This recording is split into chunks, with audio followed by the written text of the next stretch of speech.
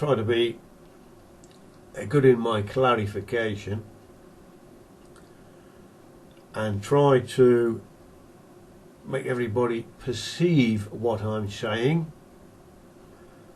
because unfortunately there are those out there, so-called in the scientific commune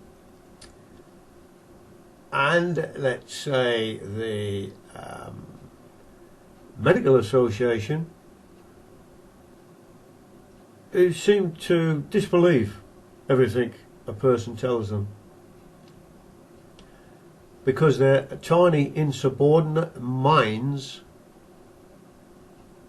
will rule out everything but what they have been taught from scratch. So let's continue, shall we?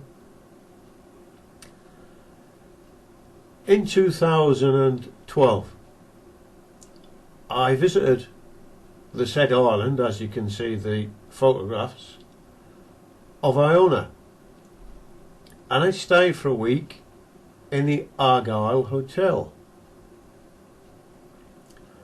I also followed that up with the following week at the Tobermory Hotel in Mull. And just to give some clarification on Iona, Iona is a very, very ancient rock, both across Europe and perhaps the world. And it is supposedly where Christianity started in England. A monk from Ireland, Saint Columba, opened an abbey there, and it has to be said that Saint Columba also had some time if you like, with Druidism. He actually got involved in Druidism, and can one blame him? I'm an occultist anyway. I'm very psychic, and will recommend anybody that's any perceptive powers to go to Iona, as it's very strong and close to other dimensional areas, terrains should we say, where strange beings enter and exit. So, continuing, in August 2012, in the Argyle Hotel, I got myself my boots on and my gear on, as one does. Scotland is never really renowned to be very hot in August. And I walked to the back of the hotel, about a mile, and climbed up Mount Dunee, pronounced Dunee, D-U-N-I. I rambled up the mountain, as you do. Well, it was really quiet, which I preferred it to be quiet, especially as an occultist. In fact, I was probably the first one up there that day, I don't know. And some 200 foot into the mountain height, I came across, or spied, strangely, 7 stones in a horizontal fashion. Only from the very small stone, which is possibly about 10 inches high, to the last stone 3 foot in height, I definitely perceived a thicker mass, each stone gaining a different mass as it went to the main 7th stone. They were much larger as they continued. I approached this larger stone, and, as it always happens to someone like me who's quite psychic and perceptive, time seems to get displaced and stand still. It's very strange to put into words. One just has a feeling that you're not really here anymore. Not in this reality, anyway. And a strange spell came out of my mouth, which lasted probably 8 minutes, something like that. A really weird, unknown language to myself. Neither Gaelic or Druidism or Celtic, something different altogether. And I immediately realised that I'd opened up a seal, S-E-A-L, a doorway into another world or a dimension close by. And it had something to do with Arthur Pendragon and his knights, or the Knights Templars, who knows. I sat for a while and came out of this strange daze, and then I continued to the top of Nunnery. It was a clear day, and at the top there's a little monument being built. Some pebbles and stones have been gathered and have been there for some time and stuck together by some means, possibly concrete, and fashioned into a kind of a mound. And that mound obviously, and still does, possess a strong energy, a pool of energy. I felt it really clearly and strongly. And I looked around in 2012 at this time on Wednesday to see if I could see a pool of eternal youth, as the locals call it. I couldn't see it at that time, and I didn't feel up to walking probably a mile or so away, and I didn't know where it was, to the hermit cell, where it has been said online that St. Columba actually had a visitation one night by a Satan or the devil, whatever you wish to call him. So I definitely wanted to go to the hermit cell, but I couldn't find it in 2012. Well, I'll tell you more when we get to 2014. So I looked around and spied the land, a beautiful countryside, well, if you could call it countryside, and I saw the abbey and walked down towards the abbey, and then you turn right and you got a little longer pathway, a little road should we say, and arrive eventually at the Argyle Tell. Now about 17:30 at night, 5:30 p.m, I used to go outside with a small bottle, which I purchased in the Argyle, of heather ale, which is possibly about half a pint and no more than that, and sit down there and drain that. I didn't smoke, so I enjoyed the ale and the fresh air. I then wandered back into the hotel, went upstairs as one does, had a shower and changed for the evening, suit, smart shoes, tie, shirt. Went down, had my evening meal, and perhaps about 10 o'clock decided it's time to retire. Now I was staying in room 3, which overlooked the sea. I left the room curtains open and saw the moonlight shining through. Quite wonderful, really. Cold, but nevertheless quite good. And I lay on the bed.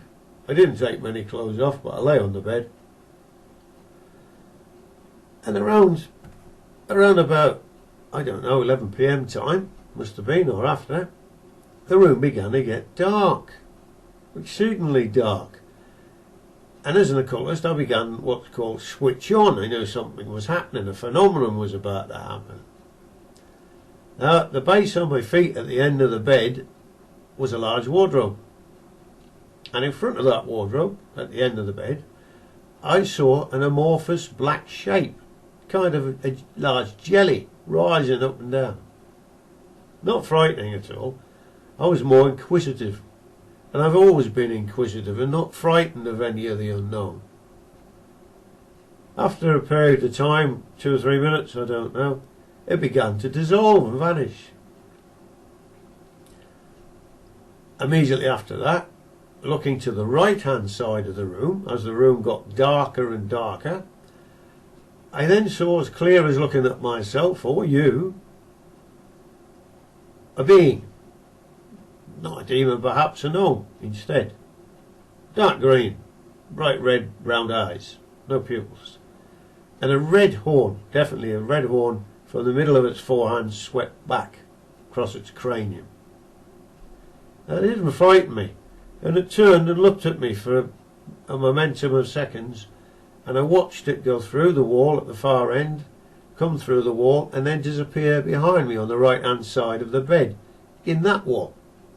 Gone.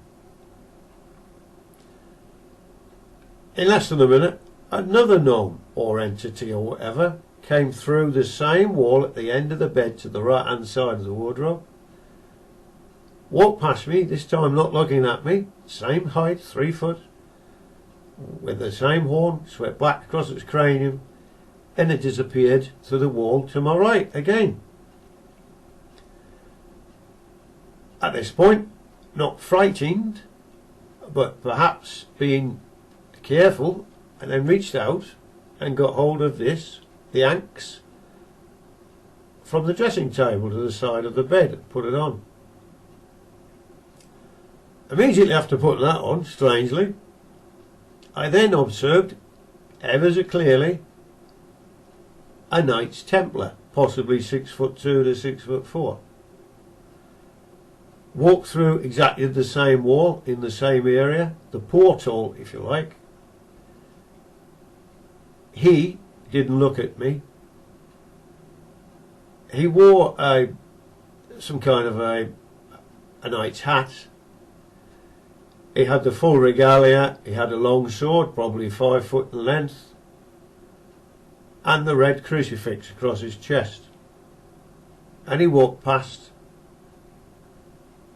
brushed past in fact, and went through exactly the same wall behind me. At this point, things began to lighten up again, and the moonlight began to swathe itself back into the room. Now, I'm not a guy that's frightened easily at all. Never have been. I saw a ghost, a poltergeist, descend through the ceiling at 6-year-old in a haunted property my parents were looking after me. And I've so many strange things you wouldn't believe after that. I've uploaded many videos, in fact. Now, I lie there, not frightened, but thought, well, I think this has been enacted. I think this happened because of the phenomena earlier in that day, on this Wednesday. That around 3 o'clock on that day, I'd opened a seal, a doorway, upon Nunnery. And that obviously, undoubtedly, played and opened up something else. Another gateway perhaps, a timescale perhaps, around the Argyle. Perhaps there's ley lines run through the Argyle, I wouldn't like to say. So that was the finish of the Wednesday. On a Thursday morning, the following day, this is in 2012 by the way, August 2012, round about midday I used to go to the only restaurant on Iona Island, and it's called the Martyr restaurant, for martyrs obviously, not for me, but the Martyr restaurant. A nice restaurant, quite a large one in fact, quite capable of handling thousands and thousands through the week of visitors. Anyway, in August, I think it was August the 10th, on this particular day it was quite quiet. It was just after 12 o'clock. I'd had 2 cheese sandwiches because I eat reasonably well, 2 double rounds of cheese, toasties, and was about to drink a pint of ale, Scottish ale. Suddenly I was transfixed, my eyes were transfixed, and I was aware, looking to the right and left of me, I actually saw, believe it or not, little tiny fairies. That's right, ladies and gentlemen, fairies. Now, I don't touch drugs, and I don't believe in drugs. I never have touched drugs. As I say, I've been a psychic from a little boy, and I've many strange things happen to me, including encounters with alien craft 4 foot away and 20 foot away. But that's another day.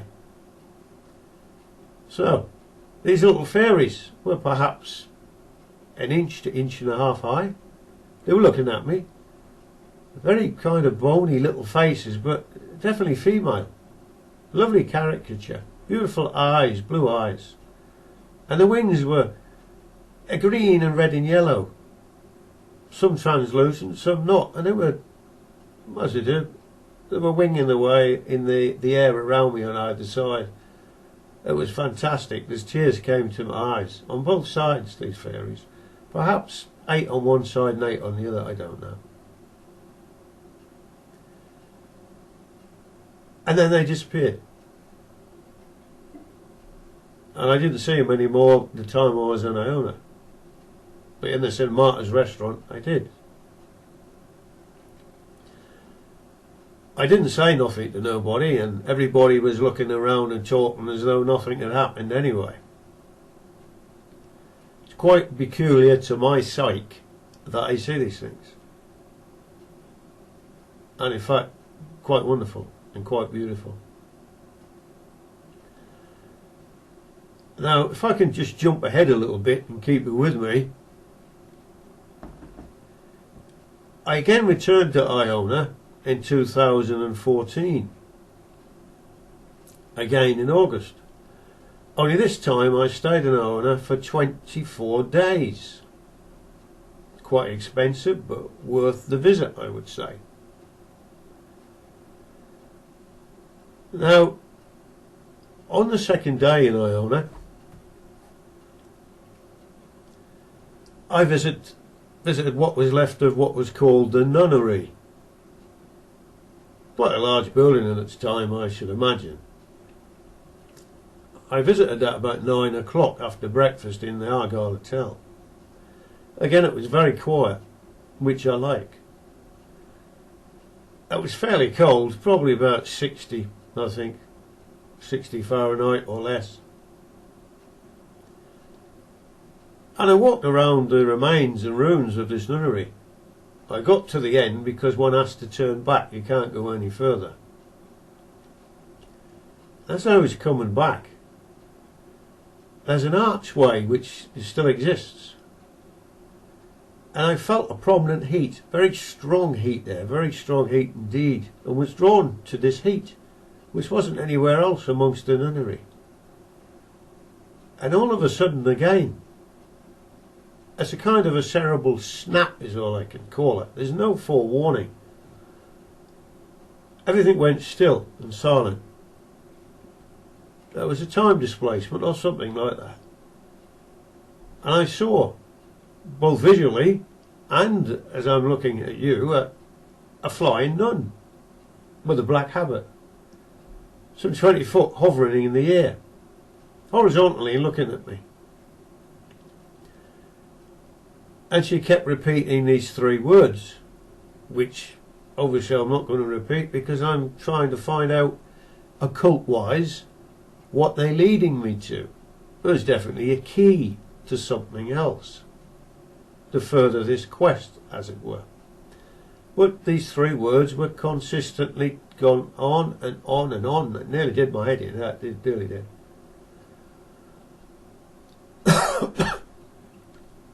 After which time she seemed to vanish, and then at the same time, in this transcendental phase of displacement, I saw a number of nuns washing in the wash house, washing, different ages, 30s and 40s and 50s.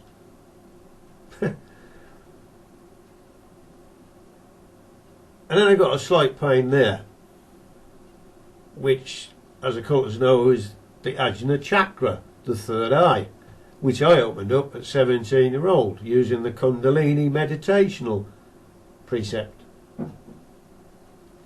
So, that was on the second day.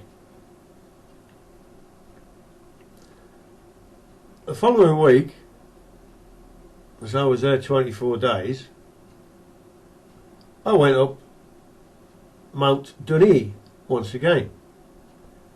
And this time, after looking around and spending probably half an hour at the top of the mountain, near the energy pool that I mentioned earlier, I actually found this pool, this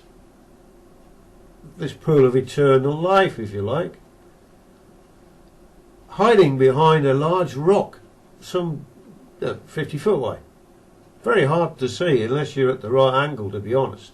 And very dangerously near an end of a 300 foot drop, I have to say. There's no fence work there. Be very, very, very careful. So I went over to the pool. And as I walked over the pool, these strange spells began to elate from my mouth again. This is 2014. And as I came up to the pool, I called upon what's known in some circles as the deep ones, the great old ones of time. And I felt weird, definitely strange. Definitely strange. Something was happening. I felt as though I was going to see them come up out of that pool of water. I then dipped my axe into it and said a few words and blessed the axe whilst it was in the pool, and then kissed the axe. I moved on from there to the top of the mountain and took I think it was a southwesterly point, and found a pathway again which is very hard to locate, and I followed the pathway.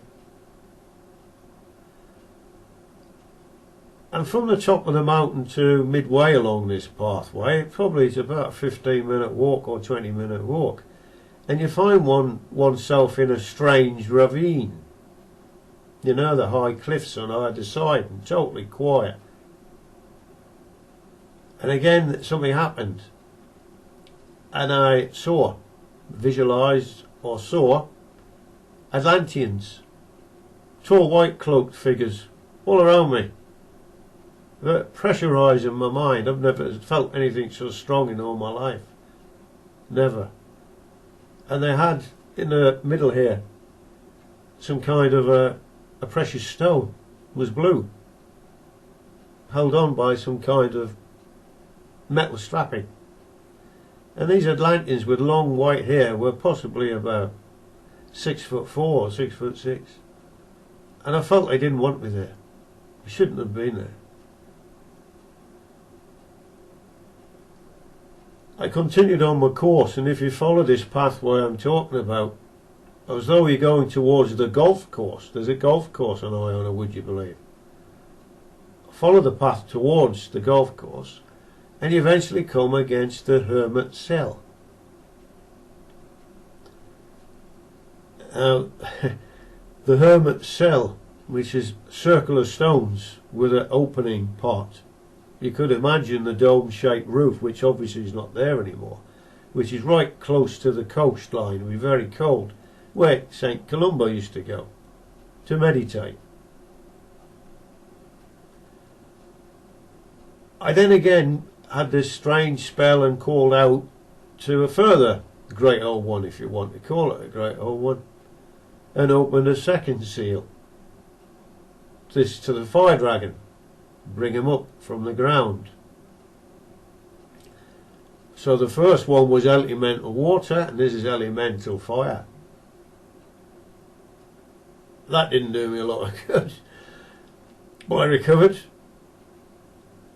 I then continued back towards the golf course and made my way across a little bit of mountain area to an outgoing path back to St. Martin's restaurant, which you will know if you ever go there. So if we go back to 2012, where I opened up the Gnomes, the Earth Gateway or Seal, in 2014 I actually opened an elemental water seal or gateway, and also opened up the fire dragon seal for air.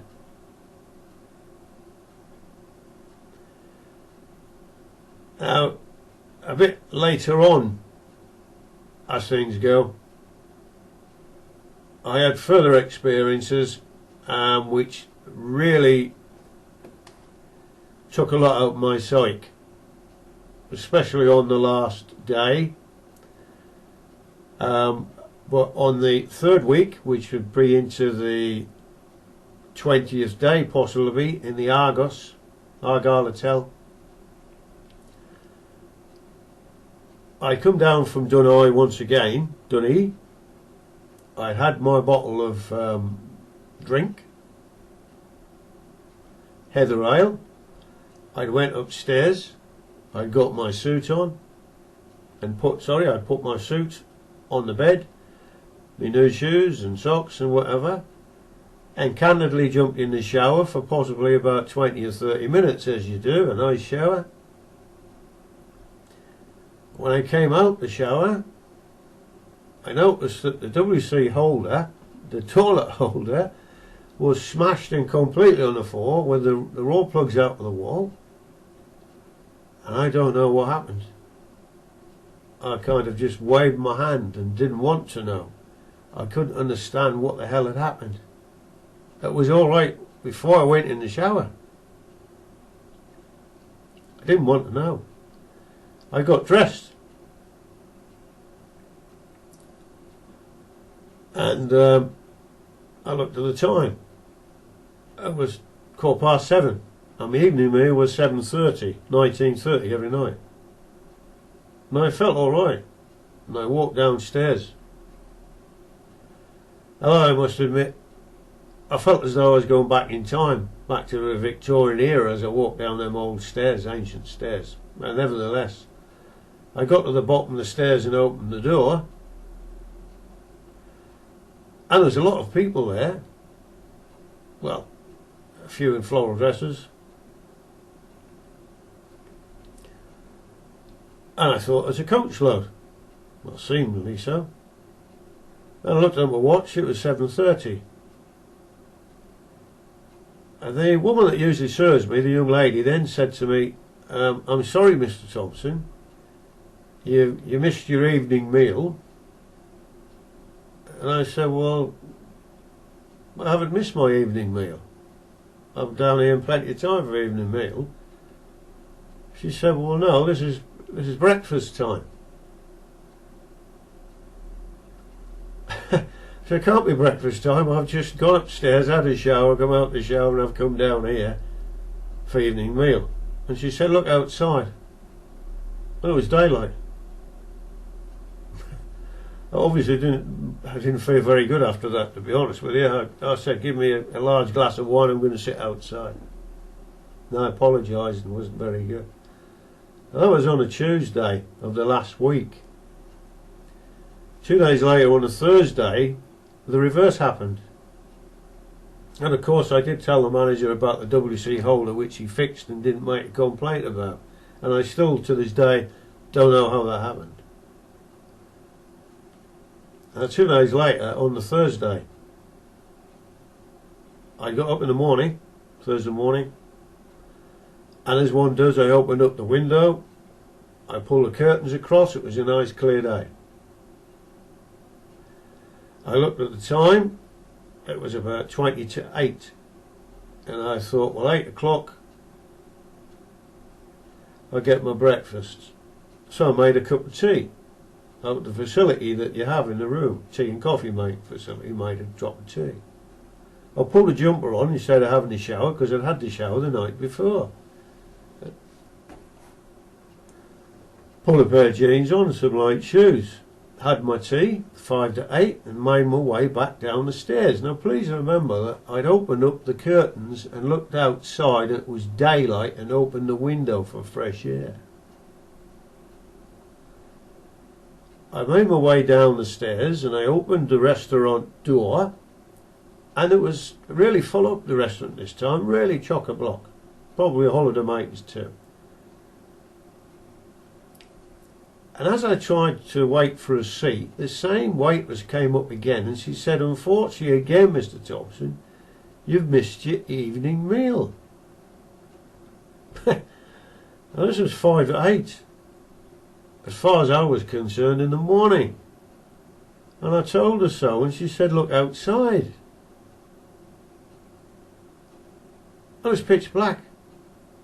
Pitch black. It was evening. Now imagine what that does to a person. Really imagine what that does to a person. Never mind an ordinary person, to a bloody psychic, it's phenomenal. So that's what happened to me in Iona. It has to be said that when one gets involved in the occult, as I have over the years, since I was 17, strongly into everything occult, and when you have these strange encounters, and I've had many, and especially on Iona, then I think time's displaced. Something strange happened to me on Iona that I can never forget. I had a good time, but I nearly lost my mind, it has to be said, on them two occasions. To lose time like that was just phenomenal. I do think there's a link. I think there's a ley line goes right through the centre of the Argyle Hotel, or along the side of the Argyle Hotel. I'm sure of that. Nevertheless, that was 2014 in Iona. And thank you very much for listening. I say this for the future for anybody that might want to go across there, that's got any kind of psychic perceptiveness. Just beware. You will see on the internet that there has been 2 psychics in the past over the years, over probably the last 50 years or more. They went to Iona and refused to ever go back again because of the circumstances of what happened to them. Well, I'll finish by saying that there is a very strong Knights Templar influence across them little islands, particularly in Iona. So thank you very much for listening in. Richard Thompson.